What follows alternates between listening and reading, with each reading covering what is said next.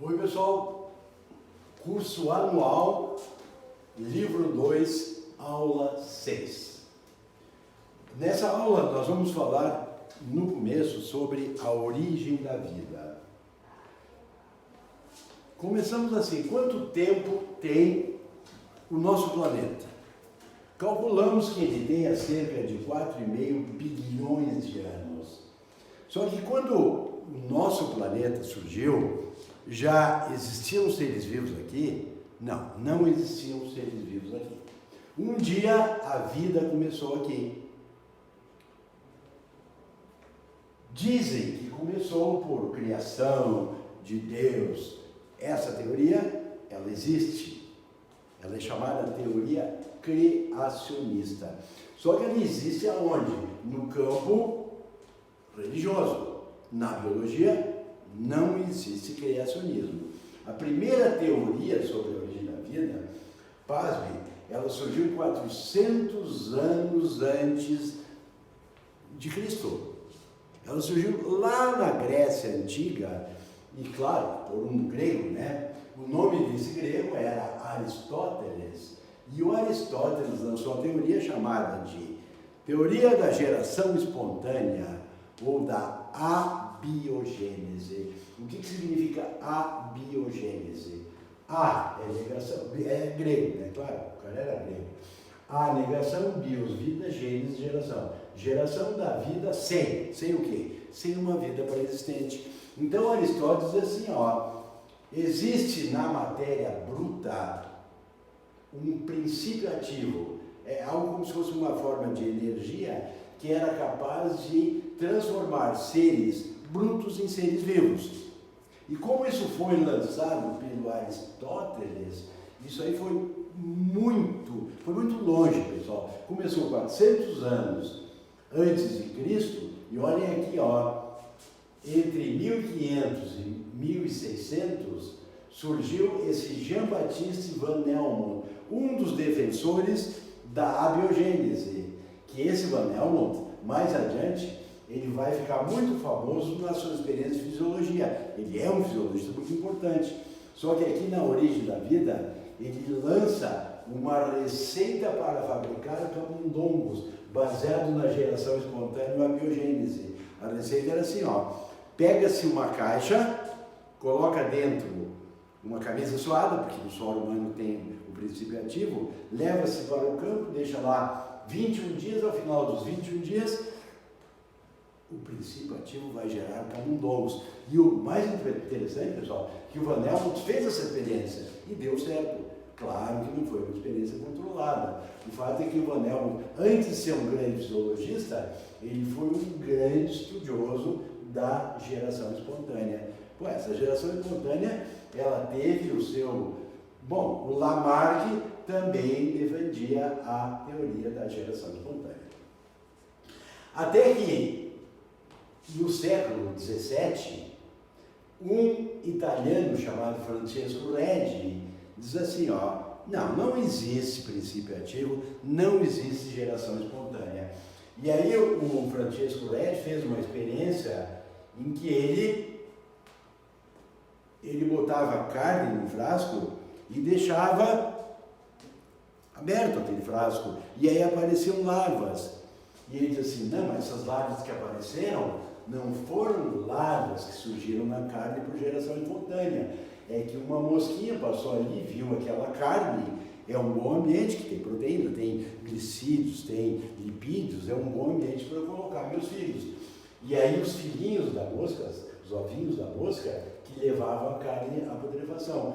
E aí o Redi mostrou isso que tinha acontecido, só que como ele não era uma pessoa muito famosa, nem hoje é uma pessoa muito famosa, ele não quis contestar o Aristóteles, não quis contestar o Van Helmont, então ele fica meio acadêmico, né? Ninguém ficou sabendo mesmo que o Redi estava contestando a biogênese. Então a biogênese ficou meio à sombra. Aí depois veio um outro italiano chamado Lázaro Spallanzani, já quando estamos em nível de microscopia, e ele contesta a abiogênese, porque um pouquinho antes dele, um inglês chamado John Needham, ele pegou frascos e botou sucos nutritivos. E aí, nesses sucos nutritivos, apareceram micro-organismos. Aí, o Lázaro Spallanzani disse, não apareceram micro-organismos. Os micro-organismos entraram ali porque o meio era propício a eles reproduzirem, sobreviverem. Só que aí o próprio Needham disse, não. O Spallanzani aqueceu demais, matou o princípio ativo, ele fechou o frasco, aí os seres vivos não tinham como respirar. Então, isso aí foi até 1860, pessoal. Em 1860, um francês chamado Louis Pasteur começou a usar uns frascos chamados pescoço de cisne, e ele aqueceu o frasco e aqueceu o gargalo. E aí ele dobrou o gargalo de maneira a dificultar que micro-organismos conseguissem chegar no suco nutritivo. E aí ele derrubou a abiogênese. A partir de então, nós passamos a aceitar o seguinte: todo ser vivo vem de um pré-existente. Parece pouco importante isso aí, mas de vocês, quem vai fazer medicina, vai ouvir falar bastante sobre o Lister. Lister é um cirurgião inglês e que na Inglaterra, naquela época, as mulheres, na hora de terem bebê, elas não queriam médicos, elas optavam por parteiras. Elas não queriam hospital, elas queriam ter o bebê em casa. E tudo isso aí era porque a mortalidade no bebê ou na mãe era de aproximadamente 11%. Era um índice altíssimo. Quando Lister lê os trabalhos de Pasteur, ele chega à conclusão: não é a abiogênese que está gerando esses seres vivos, os seres vivos que levam às infecções. Aí o Lister instituiu na Inglaterra a asepsia pré e pós-operatória. E aí, pessoal, no intervalo de um ano, a mortalidade de 11% baixou para 1%. E a partir de então houve uma modificação total na medicina, que é a asepsia pré e pós-operatória. Hoje nós temos no nosso dia a dia o tal de álcool gel. O que é aquilo ali? Aquilo ali é asepsia, né, pessoal? Tudo isso nós aprendemos com o Lister, só que o Lister fez todo o seu trabalho baseado no Pasteur, que é quem derruba a teoria da abiogênese. Só que tem um detalhe: aí quando a abiogênese cai, nós ficamos sem nenhuma teoria. Aí começam a aparecer teorias bem estranhas, né? Surge essa aqui, ó, teoria da vida extraespacial ou panspermia cósmica. Essa teoria diz que os primeiros seres vivos surgiram no planeta vindo de carona com meteorito. Chegaram aqui na nossa Terra, acharam muito bom aqui, aí eles começaram a se adaptar, reproduziram, evoluíram, deram origem às formas de vida atuais. Essa teoria tem sentido para a biologia atual? Não, pessoal. Por quê? Para um ser vivo vir de um outro planeta, ele, nas condições que nós conhecemos de vida, ele não suportaria o choque com a atmosfera. Ele não suportaria as variações de temperatura do cosmos. E o problema maior dessa teoria é que ela não explicaria a origem da vida, e sim transferiria o problema para um local onde aí é insolúvel. Então essa panspermia cósmica foi abandonada, e aí começaram a surgir teorias. Aí surge a hipótese autotrófica, que dizia que o primeiro ser vivo era um ser autótrofo, isto é, capaz de fabricar o seu próprio alimento. Tá, mas pera um pouquinho, Flávio. Se o primeiro ser vivo era autótrofo, de onde surgiram os heterótropos? Não tem sentido, né? Não existe. A vida já começou com um ser altamente evoluído, que era autótrofo, fazia fotossíntese. Por isso que essa teoria também foi abandonada. Ela vai de encontro significa ela bate, né? Ela se choca com as teorias evolutivas. Por isso que a hipótese autotrófica foi descartada. Bom, aí surge a heterotrófica, os primeiros seres vivos eram heterótrofos. Tem sentido? Sim, eles eram extremamente simples, incapazes, portanto, de fabricar o seu próprio alimento. Aí quando vem a pergunta, se eles eram incapazes de fabricar o alimento, onde eles conseguiam? Essa teoria ficou meio assim, à margem Até que um russo, em 1936, chamado Oparin, lança uma teoria que ele chama de teoria da coacervação, que mais adiante chamam de teoria de Oparin. O Oparin dizia assim, ó, a Terra está passando por um processo de resfriamento. Então, a nossa atmosfera de hoje não tem nada que ver com aquela daquela época. Aí o Oparin lança que a atmosfera primitiva era formada do gás hidrogênio, de vapor de água, do gás metano e de amônia. Que esses 4 gases, em condições muito especiais, nós não tínhamos a camada de ozônio, nós estávamos com muitas radiações, muitas faíscas elétricas, e esses 3 gases, esse vapor de água, teriam se reunido formado aminoácidos, que esses aminoácidos teriam se reunido formando proteínas, que essas proteínas, com o passar do tempo, teriam andando pelo mar, elas teriam se agrupado e num ambiente salino e em movimento, elas teriam formado uma película. Esse ser formado de proteínas envolvido por uma película é o que nós chamamos de coacervado. Segundo a teoria de Oparin, esse seria o caminho da vida desde a ausência de seres vivos até a formação desses coacervados. Aí o coacervado, que o Oparin já dizia que é uma forma extremamente primitiva de vida, com o qual os biólogos hoje não concordam, né? Mas pelo menos foi uma hipótese de, a partir da matéria bruta, nós criarmos seres vivos. Na verdade, pessoal, pense comigo um pouquinho, ó. O que dizia a biogênese? Que a matéria viva se transforma em seres vivos, através do princípio ativo. O que dizia a teoria de Oparin? Que a partir desses 4 gases, nós teríamos a formação de aminoácidos que originariam proteínas originariam coacervados formariam seres vivos. Ah, mas não é a mesma coisa. Na verdade, pessoal, a teoria de Oparin e Miller, depois eu falo do Miller, a teoria de Oparin seria uma maneira de explicar a biogênese? Na verdade, não. Porque na biogênese, essa transformação da matéria bruta em matéria viva ocorreria inclusive nos dias de hoje.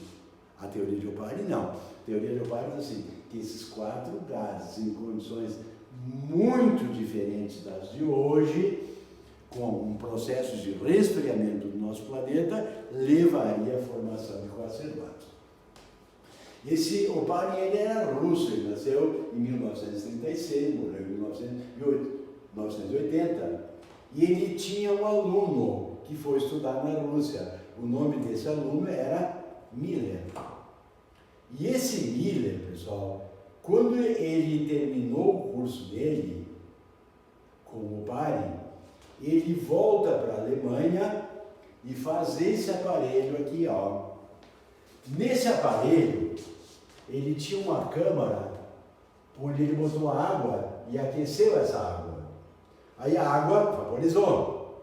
Quando a água vaporizava, ebulia, ela passava por aqui, ó. Nessa torneirinha ele começou a botar os gases. Metano, amônia e hidrogênio. Aí esse vapor de água levou o metano, amônio e hidrogênio para essa segunda câmara. Nessa segunda câmara ele botou eletrodos. E esses eletrodos produziam descargas elétricas. E não se sabia o que estava acontecendo ali. Só que esses gases, à medida que mais vapor de água subia, esses gases acabavam descendo aqui e passavam por um... Aqui está entrando água e saindo água fria. Então isso é um condensador. Então condensava, passava do estado de vapor para o estado líquido. E aí, isso aqui passava por aqui, voltava para cá e novamente ebuliu. E aquela substância que tivesse uma densidade maior, acabava sendo acumulada aqui.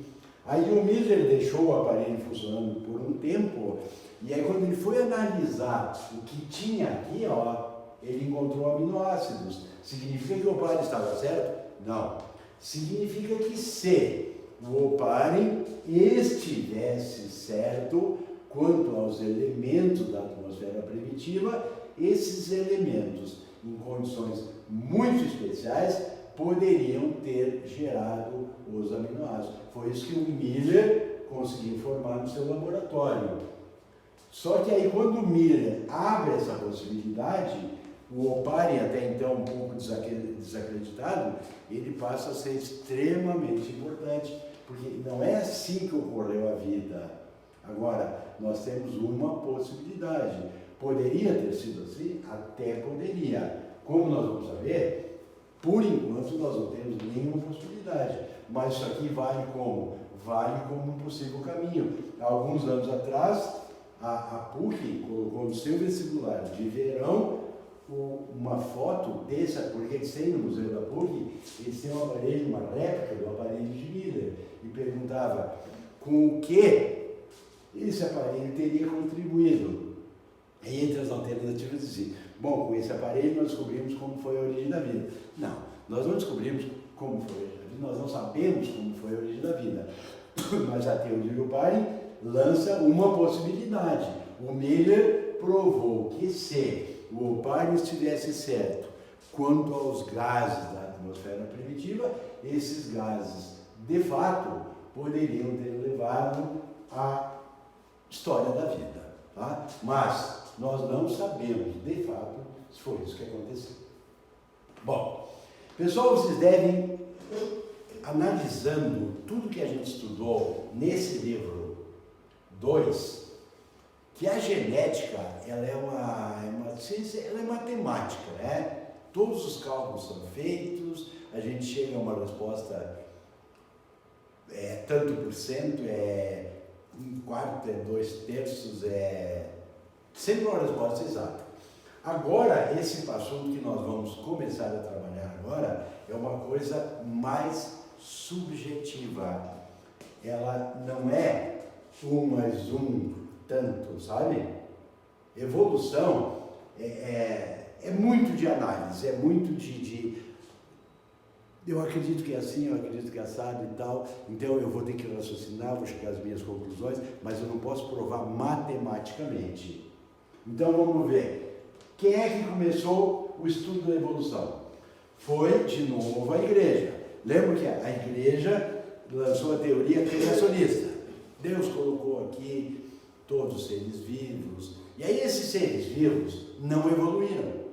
Quando Deus colocou os seres vivos aqui, esses seres estão até hoje assim. Então o nome dessa teoria, evolução, chama fixismo. Então, tanto o criacionismo quanto o fixismo são teorias da igreja. Então a biologia não trabalha com essas teorias religiosas, tá, pessoal? Então, nós temos várias teorias sobre a origem da vida.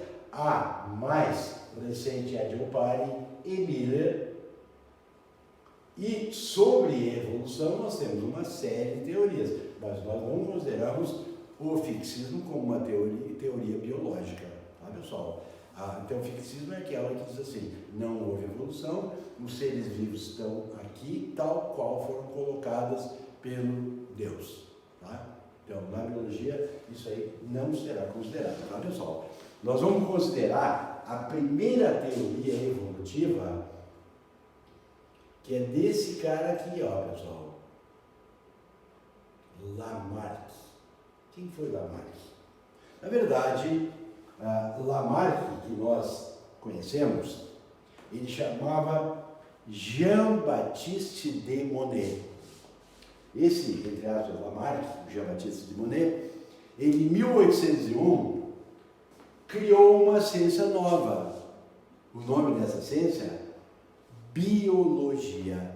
O Lamarck usou 2 vocábulos gregos, bios e logia. Bios, vida, logia, discurso, tratado. Então era tratado sobre os seres vivos.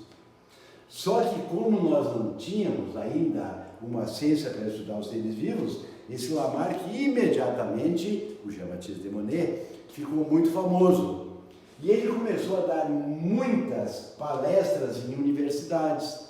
E no momento que anunciaram o Jean-Baptiste Monnet, ele pedia que anunciasse que ele era um dos cavaleiros de Lamarck, era uma ordem que existia na época. E aí ele disse, anuncie, então quem vem na palestra é Jean-Baptiste de Monnet, cavaleiro da ordem de Lamarck. E aí, cavaleiro da ordem de Lamarck, o cara acabou sendo chamado Jean-Baptiste Lamarck. Não existe Jean-Baptiste Lamarck, existe Jean-Baptiste Monnet, cavaleiro de Lamarck. E ele lançou, então, em 1801, a primeira teoria, entre aspas, científica sobre a evolução. Essa teoria de Lamarck, ela era baseada em dois postulados. Quais? O primeiro, a lei do uso e desuso. O segundo, a lei da herança dos caracteres adquiridos. Pessoal, pensem bem, quando Lamarck lançou isso, nós estamos em 1801. Ele estava lançando a palavra biologia. E aí, como ele já estava bem respeitado nos meios científicos, o pessoal disse, bom, a teoria do tal de Lamarck tem sentido. E ele dizia assim, nos indivíduos, o uso continuado de uma parte do corpo vai fazer com que ela desenvolva. E o desuso vai fazer com que ela atrofie, podendo até desaparecer. Então, o Lamarck dizia, eu vou chamar isso aí de lei do uso e desuso. Aí eu peço que vocês analisem, essa lei tem algum sentido? Olha, se eu me preocupar, por exemplo, com os músculos esqueléticos, bíceps, tríceps, quadríceps, esses músculos, se eu for usando, a tendência é que ele desenvolva? Sim. Até um certo ponto, sim. Então, isso que o Lamarck poderia usar como exemplo. Agora, a teoria dele, a segunda, é herança dos caracteres adquiridos.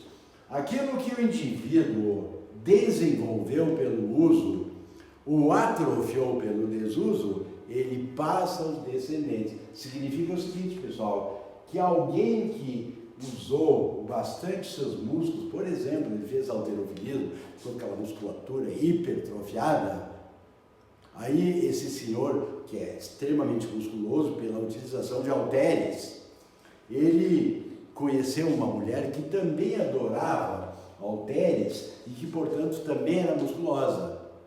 Por essa segunda teoria do Lamarck, a lei da herança dos caracteres adquiridos, eles passariam para os seus descendentes. Então, essa criança filha de um homem halterofilista e uma mulher halterofilista já viria musculosa, já nasceria musculosa. Então, isso aí que foi muito contestado na teoria de Lamarck. Então, que as modificações obtidas pelo uso e desuso passariam aos descendentes. Então, a primeira lei, ela é muito restrita. A gente usa para o sistema muscular, mas não serve para outra parte do corpo. E essa segunda, a lei da herança dos caracteres adquiridos, não serve nem para os músculos. Isto é, ela é completamente inútil. Tá, mas então nós estamos perdendo tempo. Pessoal, para quem vai fazer vestibular, o lamarckismo, ele é tão importante quanto o darwinismo, porque o Lamarck foi pioneiro. Mas o Darwin estava mais correto. Sim, o Darwin está mais correto, mas também estava cheio de erro, tá, pessoal? Então, o Lamarck e o Darwin teriam basicamente a sua importância relativa.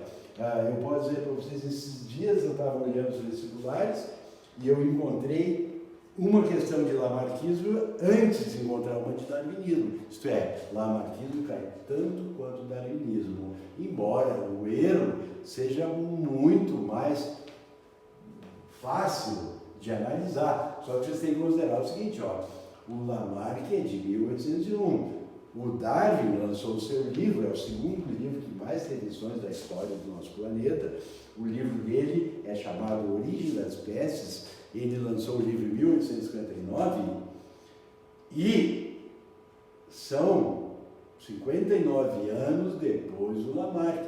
Claro que a teoria dele tinha que ser melhor, mas ela tem muitas falhas.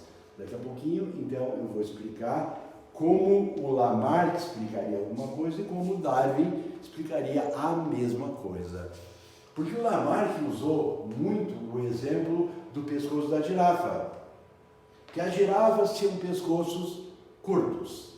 Isso pela paleontologia tu vai confirmar. Que as girafas viviam em regiões onde a vegetação rasteira rareou. Então as girafas eram obrigadas a espichar o pescoço no momento de se alimentar. Como elas tinham que estar todos os dias, toda a sua vida, espichando o pescoço, esse pescoço foi crescendo um pouquinho.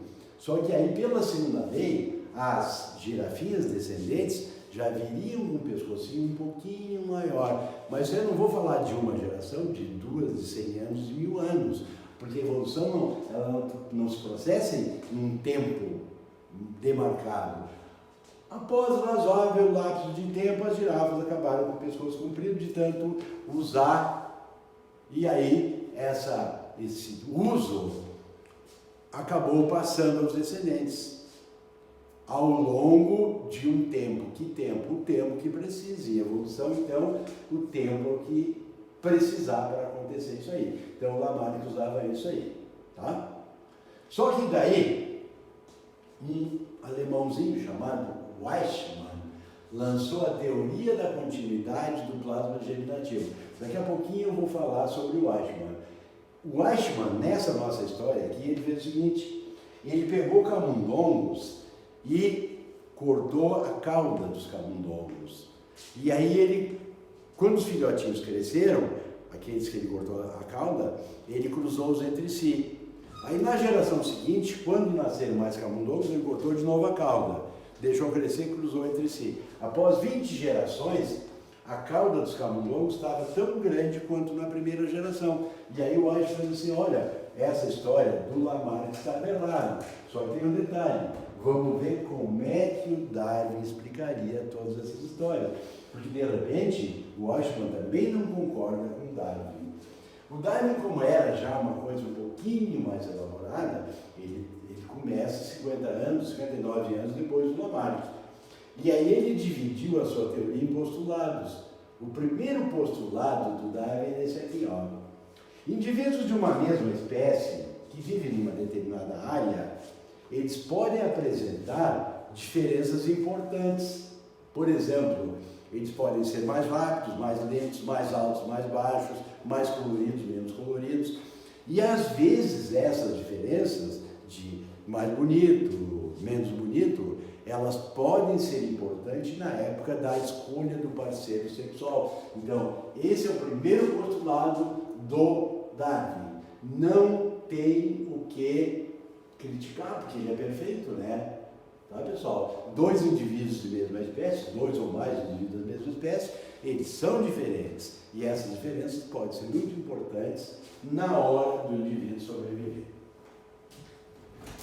Então, o primeiro postulado do Darwin, ele é perfeito. Não dá para fazer nenhuma crítica, nenhum demérito. Muito bem. Só que aí o Darwin foi fazendo outros postulados. Esse segundo postulado, ele é um problema muito sério. Ele se baseou no Thomas Malthus. Thomas Malthus, ele era um economista famosíssimo, aceito. Só que o Malthus dizia assim, ó, as populações crescem em progressão geométrica, enquanto que o alimento cresce em progressão aritmética.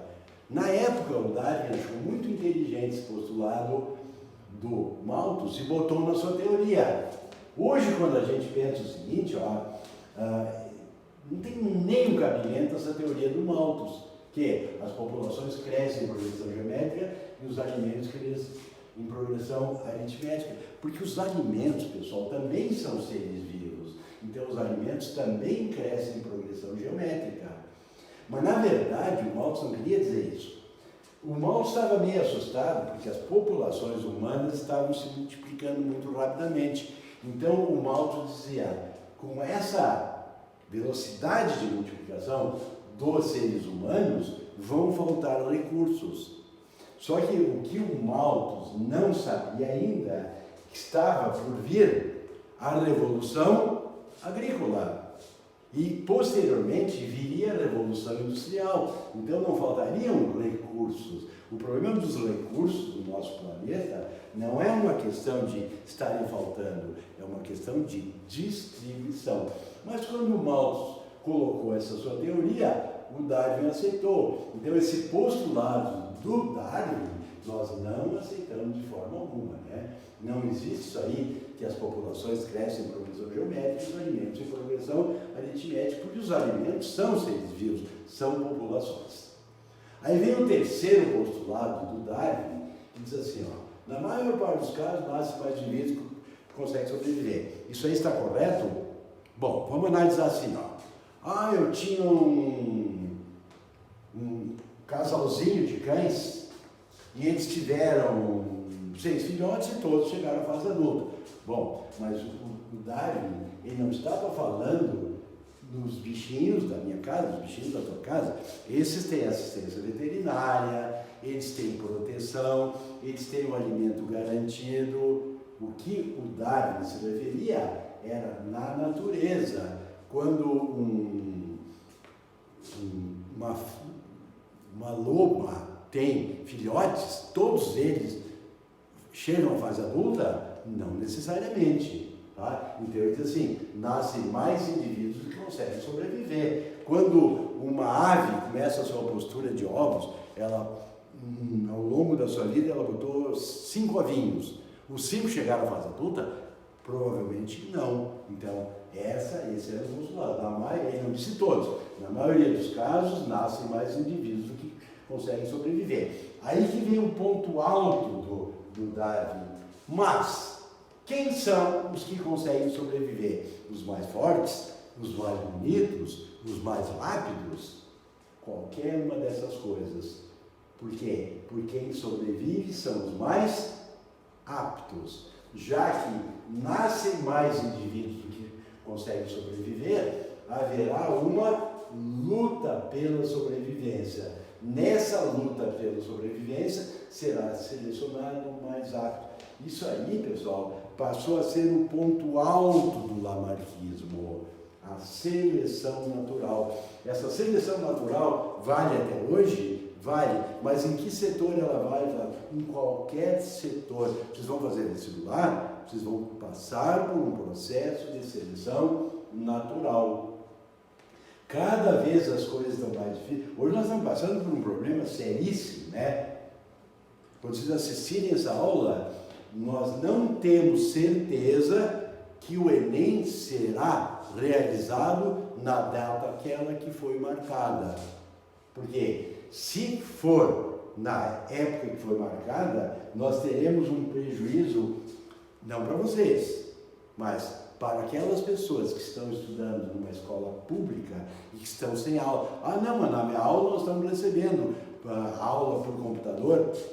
Sim, mas tem pessoas que nem computador tem pessoas que não têm acesso à internet, tem pessoas que não têm acesso a livros e, portanto, não estão estudando. E elas vão morrer, mas na verdade não vão, nós sabemos que não, né?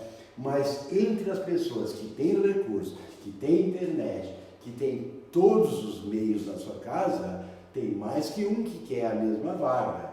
Então, haverá o quê? Haverá um processo, não quero citar ninguém, mas haverá um processo de seleção natural. Luta pela sobrevivência, sendo selecionado o mais rápido. Isso nós estamos vivendo isso aí desde que nós chegamos ao nosso planeta.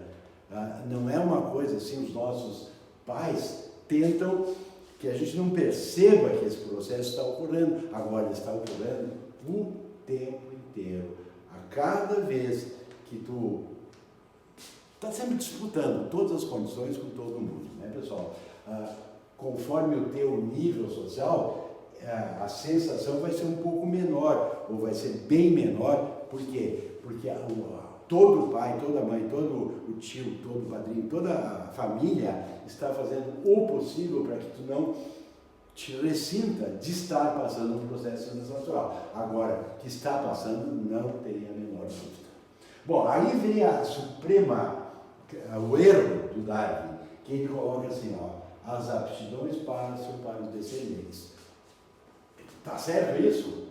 Algumas passam para os descendentes, só que ele não disse algumas, ele diz as aptidões que selecionaram os mais aptos passam para os descendentes. Quando ele fala as aptidões, a ideia que se tem é que todas as aptidões vão passar, mas não serão todas. Então isso é considerado um erro do Darwin. Então aqui está certo, perfeito, aqui está perfeito, aqui é a base toda do darwinismo e aqui é mais um erro do Darwin. Bom, pessoal, no livro de vocês eu botei o roteiro, porque o Darwin, pessoal, ele tem um avô chamado Erasmus Darwin, que é um biólogo famosíssimo na época. Aí o Erasmus Darwin tem um filho chamado Robert Darwin, que é um médico famoso na Inglaterra. E o Robert Darwin tem um filho chamado Charles Robert Darwin, que é o nosso famoso Darwin. Aí esse Darwin queria fazer medicina, assistiu a algumas aulas, foi para o laboratório de anatomia, desmaiou, não podia ver cadáver, aí desistiu da medicina. Aí ele fez, nota e meia, coisa estranha, né? O maior biólogo, um dos maiores biólogos, ele nunca assistiu uma aula de biologia, ele se formou em teologia. Como os amigos dele eram biólogos, um dos amigos convidou-o para participar de uma viagem ao redor do mundo num navio chamado Beagle. Só que ele iria como naturalista de bordo. Aí o capitão Fitzroy disse, pô, peraí, o cara não é naturalista. Aí esse biólogo amigo dele disse, não, mas eu assino embaixo, pode levar como naturalista que não vai te arrepender.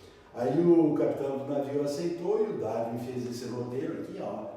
É o Beagle fazendo a viagem pelo mundo, passou pelo Brasil, e aí ele volta para a Inglaterra e começa a escrever sobre evolução. E aí ele chama a atenção dos biólogos do mundo, para quem é esse Darwin aí? Olha, Darwin é um inglês, um biólogo inglês, ele passa a ser biólogo, mas biólogo de fama, não de ter estudado biologia. E ele começa a defender as suas ideias de seleção natural. Como nesses 5 anos que ele fez essa viagem, ele levou muitos seres vivos que ele ia recolhendo e foi levando para a Inglaterra e foi estabelecendo a sua teoria. Aí em 1859, um pouquinho antes, ele conheceu um outro biólogo chamado Wallace. E o Wallace tinha uma teoria exatamente igual ao do Darwin. Aí o Darwin diz assim, não, lança a tua teoria. O Wallace diz, não, lança a tua, porque a tua está mais, é mais fácil de ser comprovada, tu tem todos os exemplos aí. Aí o Darwin não tinha coragem de lançar a teoria dele, porque ele era muito religioso e ele sabia que iria ter problemas com a igreja. Mas foi muita pressão, e acabou lançando a sua teoria em 1859, um livro, né? O livro Origem das Espécies. Aí ele passa a ter uma pressão da igreja que vai durar exatamente os dias que ele teve de vida posteriormente ao lançamento desse livro. Ele foi perseguido de uma maneira assim brutal pelas igrejas, basicamente do mundo inteiro. Bom, o Darwin, ele tinha uma ideia de como as girafas tinham um pescoço longo. Ele dizia assim, ó, não houve essa história de crescer no pescoço. Existiam girafas de pescoço maior e menor. Só que, na hora de se alimentar, quem tinha o pescoço, porque não tinha mesmo vegetação rasteira, tu tinha que comer nas árvores. Então, quem tinha o pescoço mais comprido, ele tinha mais chance de ficar bem alimentado. Os que não tinham o pescoço tão longo, na hora de conseguir alimento, não conseguiam. E aí eles ficavam menos habilitados na hora de acasalamento, certo? Então, havia essa seleção natural. Essa seria a explicação do Darwin. Só que aí eu tenho uma explicação muito melhor. Antes da Revolução Industrial, em Manchester, na Inglaterra, as árvores eram muito claras, muito líquenes. E era comum uma mariposa chamada betulária clara. Existiam mais mariposas claras do que escuras. Quando veio a Revolução Industrial, as árvores escureceram. E aí as mariposas escuras passaram a proliferar com maior facilidade. E as claras passaram a ter realce contra as árvores. Lembra que a gente tinha estudado isso aí na seleção natural? Ó, essa mariposa aqui, ela está em realce, a branca está mimetizada. Aqui, a que está em realce é a branca e a escura está mimetizada. Então, na hora do predador comer, ele vai comer sempre aquela que está em maior realce. Essa seria a explicação do Darwin. Muito melhor do que a do Lamarck. Vejam bem, vocês têm um lápis à mão, anotem isso aí por gentileza. Para o Lamarck, a evolução ocorre graças ao ambiente. Para o Darwin, a evolução ocorre graças ao ambiente. Ah, mas é igual aí, Flávio? Sim, mas veja bem. Para o Lamarck, o ambiente é modificador. Muda o ambiente, o ser vivo se modifica. Certo? Então, isso é a visão lamarquista. Para Darwin, o ambiente é selecionador. O ambiente não faz o indivíduo mudar, o ambiente seleciona os mais aptos. Então vamos de novo, ó. Anota aí, ó. Para Lamarck, o ambiente é modificador. Para Darwin, o ambiente é selecionador. Só que, claro que o Darwin também teve as suas falhas. Então, vamos de novo. Ó. A primeira, ele aceitou o postulado, aquele das populações crescerem geometricamente e o alimento aritmeticamente. Esse postulado ele parte errado e o Darwin acreditou nele. Bom, segundo, a outra fase do darwinismo, acreditava que os caracteres, as aptidões, passariam para os descendentes, certo? Se fosse uma aptidão, mesmo que fosse um caráter adquirido, passaria para os descendentes. Mas os outros problemas do Darwin, o problema muito grande dele foi o seguinte, ali no roteiro, vocês vão ver que ele passa pelas Ilhas Galápagos. Nessas ilhas, era um arquipélago, e em todas as ilhas tinha tentilhões. Em cada ilha, os tentilhões mudavam quanto ao tipo de bico. Aí o Darwin foi pegando os alimentos de cada ilha e os tentilhões, e notou que o bico de cada tentilhão, ele tinha muito a ver com o tipo de alimento disponível naquela ilha. A gente chama isso variações individuais dentro de uma mesma espécie. Hoje a gente chama isso, só que o Darwin teve tudo para explicar isso, mas ele não explicou, ele tinha tudo na mão para explicar isso aí. E aí a biologia atual diz que foi mais uma falha do darwinismo. Outra falha gritante do darwinismo é que ele diz assim, tudo ocorre pela seleção natural. Não, a seleção natural não explica o surgimento de órgãos novos. O surgimento de órgãos novos só pode ocorrer graças às mutações. Tá, mas o Darwin não podia fazer nada, ele estava em 1869 e 1859 e as mutações só foram descobertas em 1901 pelo De Vries.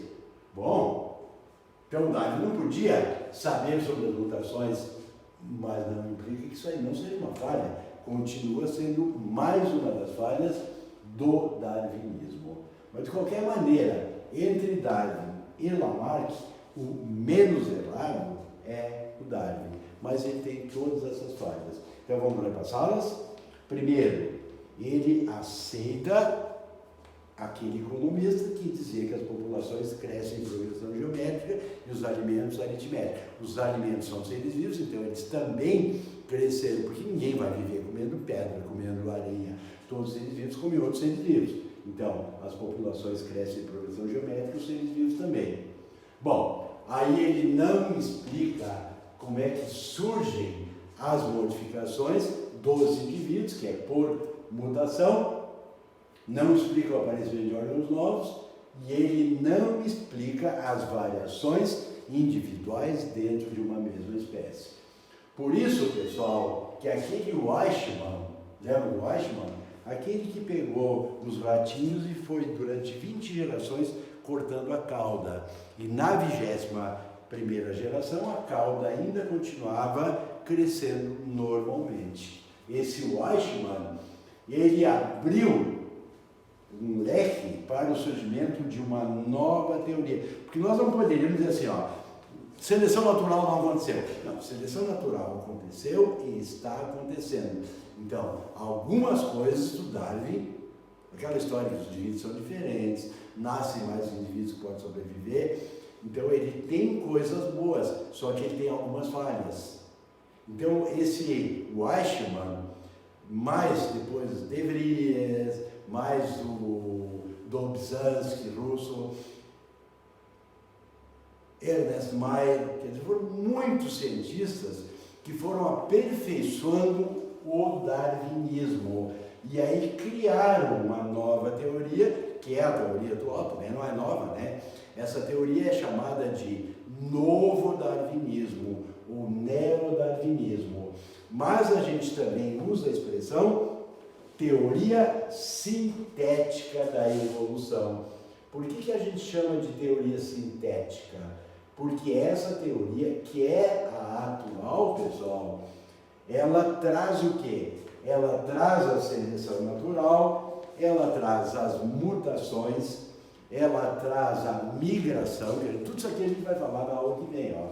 Então, ocorre a seleção natural, mas tem que ocorrer as mutações, depois vai ocorrer a migração, que é a tendência natural de qualquer ser vivo, aí vai ocorrer o isolamento geográfico e finalmente vai ocorrer a oscilação ou deriva genética. Então, tudo isso aqui, pessoal, é a teoria atual, que é o novo darwinismo, mas também a gente chama de teoria sintética, por quê? Porque é uma síntese de todo o conhecimento humano. Então, nessa teoria sintética, tu vai levar em consideração a paleontologia, tu vai levar os argumentos embriológicos que provam que a evolução ocorreu. Então, tu vai ter N elementos para dizer assim, não, o Darwin não tinha a solução definitiva para a evolução, mas ele tinha, de fato, uma teoria que, se adaptada, poderia explicar a evolução nos dias atuais. Então, na próxima aula, nós vamos voltar a esse assunto e vamos falar sobre exatamente o neodarwinismo. Agora eu vou trabalhar com alguns testezinhos de linkage e crossover que poderá ter levado alguns alunos às confusões. Então, alguém me pediu que resolvesse esse teste aqui, ó, de número 17, ele está no livro de vocês, na página 69, no livro 2. Então, olha aqui, ó, eu falei para vocês, acho, na aula passada, quando dei a linkage crossover, eu falei desse teste, que é um teste que ele envolve daltonismo, herança ligada ao sexo, ele envolve hemofilia no mesmo problema, aí ele envolve o linkage e o crossover, tudo junto, tá? Então, é um teste bem abrangente, e ele bota assim, ó, a genealogia ao lado nos mostra uma forma de transmissão do daltonismo e da hemofilia, condicionadas por genes recessivos ligados ao sexo. A análise da genealogia mostra o fenômeno da recombinação genética originou do indivíduo. O que é a recombinação genética? É quando ocorreu o crossover, sobrecruzamento, permutação. Então, eu tenho essa genealogia. Eu vou ampliar isso aqui, pessoal, e vou substituir tudo que está aqui no quadro por letras. Só que veja bem, ó, o daltonismo e a hemofilia, eles estão no cromossomo X. Então, eu tenho que botar aqui, isso aqui é um macho, tá? O quadradinho sempre é um macho. Eu vou botar aqui, isso aqui é um macho, ó, X e Y. Como ele tem esse tracinho na vertical e o tracinho na horizontal, é porque ele tem hemofilia e tem daltonismo. Aí eu vou deixar o Y sozinho, porque tanto o daltonismo e a hemofilia estão ligados ao X. Então eu posso botar, eu tenho que botar no mesmo X, tanto o gene da hemofilia como o daltonismo. Poderia botar aqui, ó, daltonismo em cima, ó, daltonismo e hemofilia embaixo. Então eu já tenho o genótipo do indivíduo 1, certo? Agora veja bem, ó. Essa mulher, ela é normal. E ela é filha daquele 1. E essa mulher, como toda e qualquer mulher, ela vai ter X e X. Concordam até aí? Como um dos X dessa mulher tem o D pequeno e o H pequeno, é certo que essa mulher, ela será normal, porque está tudo em branco aqui. Então ela vai ter um D grande e um H grande, porque ela não é nem hemofílica, nem daltônica. Está tudo limpo ali. Entenderam? Agora eu posso imediatamente analisar esses filhos que essa mulher aqui teve com esse homem. Esse homem é normal, então ele vai ter o X e o Y, o Dzão e o Hzão, porque ele não tem nem daltonismo nem hemofilia, certo? Agora vamos analisar os filhos desse casal. Aqui está a mulher, X, B grande, H grande, X, B pequeno, H pequeno, e ali está o marido dessa mulher, que é X, B grande, H grande, Y. Até aí tudo tranquilo? Vamos ver os filhinhos, ó. Um dos filhos é X, D pequeno, H pequeno e Y. O outro filho, ele é hemofílico, mas não é daltônico. Então ele é X, D grande, H pequeno e Y. O 7, ele é daltônico, mas não é hemofílico. Então ele é X, D pequeno, H grande e Y. E o 8, ele não tem hemofilia nem daltonismo. Então ele vai ser X, D grande, H grande e Y. Certo? Agora que eu tenho aquele homem ali e aquela mulher, vamos botar aqui os dois. Ó. O homem, X, D grande, Y, X, D grande, H grande e o Y. Estão os dois gavetas desse homem. A mulher dele é X, D grande, Y, X, D pequeno, H pequeno. Certo? Aqui nasceria uma menina. Não tem nenhuma filha aqui, certo? Aqui nasceria uma menina. Como não tem nenhuma filha, eu vou ignorar isso aí. Então eu terei que os filhos desse homem e dessa mulher, metade deles seriam normais, não tendo nem hemofilia nem daltonismo, que seria o 8. Concordam? A outra metade dos filhos, dos meninos, seria X, D pequeno, Y, X, D pequeno, H pequeno, Y. Seria o indivíduo 5. Isso se não ocorrer o crossing over entre esses dois genes. Aí vamos voltar para a pergunta. Eu vou esperar um pouquinho vocês copiarem, tá, pessoal? Porque eu não tenho um domínio muito grande disso aí, eu vou ter que mexer aqui na minha figura. O que eles estão perguntando, na verdade, é o seguinte: quais os indivíduos desses 4 indivíduos que apareceram que vieram graças ao crossing over? Esse aqui teria vindo se os genes viessem em linkage. Esse aqui também teria vindo se os genes continuassem em linkage. Então, quais são os indivíduos que originaram graças ao crossing over? O 6 e o 7 é a solução desse problema. Resposta, letra B. Bom, um outro problema, se vocês não entenderam, pessoal, volta um pouquinho e vê de novo a solução, porque ela é bem facilzinha, tá? E se mesmo assim vocês não entenderem, por gentileza, me manda o WhatsApp que eu explico de uma outra maneira, tá, pessoal? Importante que vocês não levem dúvidas, porque isso aqui, como eu falei na aula passada, se aparecer na prova, vai ser muito importante na hora de selecionar as pessoas que serão classificadas.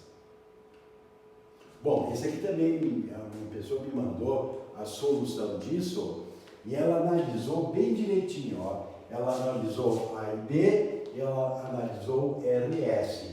Aí essa pessoa achou que numa delas daria 10%, para surgir indivíduos só com as características recessivas, e que na outra daria 30%.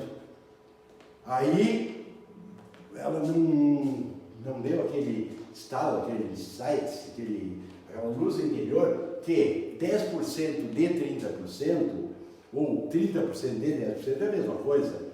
Quando eu tiver o D entre duas expressões, eu tenho que multiplicar. Então, 10% de 30%, eu multiplico 10 vezes 30, vai dar 300, divido por 100, vai dar 3. 30% de 10%, 30 vezes 10 dá 300, divide por 100, vai dar 3. Então, o gabarito é a letra A resposta é 3%. Por quê? Porque para que o indivíduo receba os dois genes recessivos, eu tenho que estudar isso aqui, depois eu tenho que estudar isso aqui, para que o indivíduo receba os dois genes recessivos. Como são dois eventos independentes, a chance deles ocorrerem juntos, eu obtenho sempre multiplicando um pelo outro. Esse aqui também eu tenho a impressão que eu comentei na aula passada, mas também tem pessoas com dúvidas. Então ele está assim, ó. Um indivíduo de genótipo A grande, genótipo 1, A grande é pequeno, B grande, B pequeno. É cruzado com uma planta de genótipo 2. A pequeno, B pequeno, B pequeno, B pequeno. Isso aqui, na verdade, pessoal, é um retrocruzamento. É quando eu cruzo um híbrido com um duplo recessivo. Quando ele, nesse teste, ele me diz que os genes estão a distâncias de 10 unidades, significa que os genes A e B estavam em linkage e que, na hora deles irem para os gametas, eles foram em crossover a uma distância de 10 unidades de mapa, que é o mesmo que 10 unidades de recombinação, que é o mesmo que 10 morganídeos ou 10 centimorgan. Aí, se tem 10 unidades de mapa, eu tenho que botar assim, ó. 5%, 5%, 45%, 45%. Para que eu tenha o quê? Somando os dois gametas de crossing, eu obtive 10 unidades de mapa. Só que aqui eu fiz o contrário, eu peguei as 10 unidades de mapa e dividi em 2, que aí deu 5 e 5, 45, 45, para chegar no 100. Se eu quisesse a proporção, eu teria que botar, ó, 9 para 1 para 1 para 9.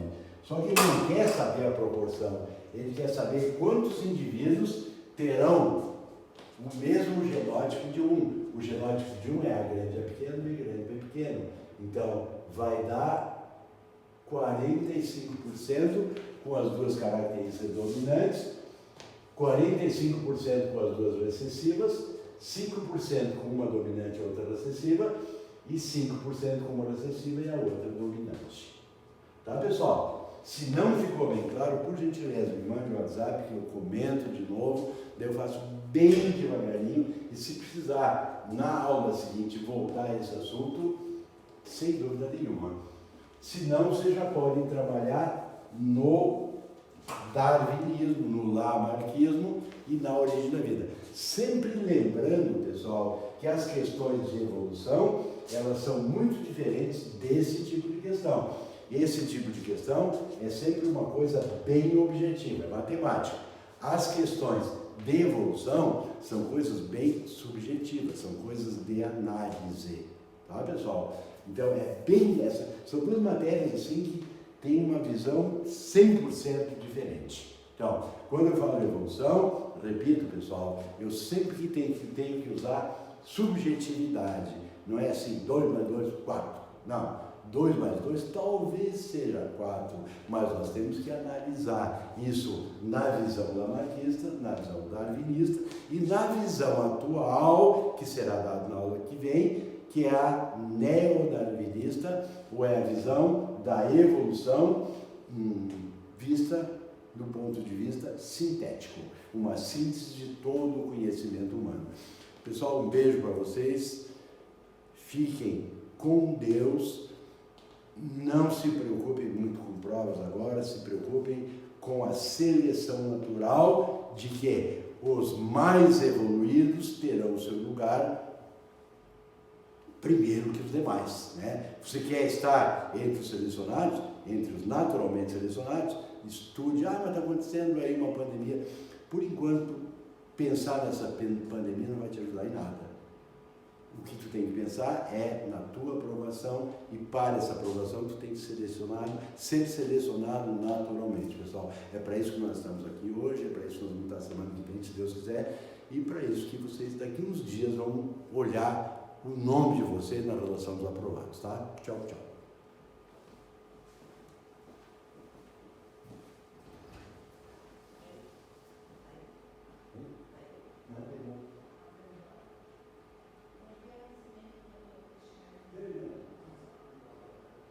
Não sei se caiu, acho que não.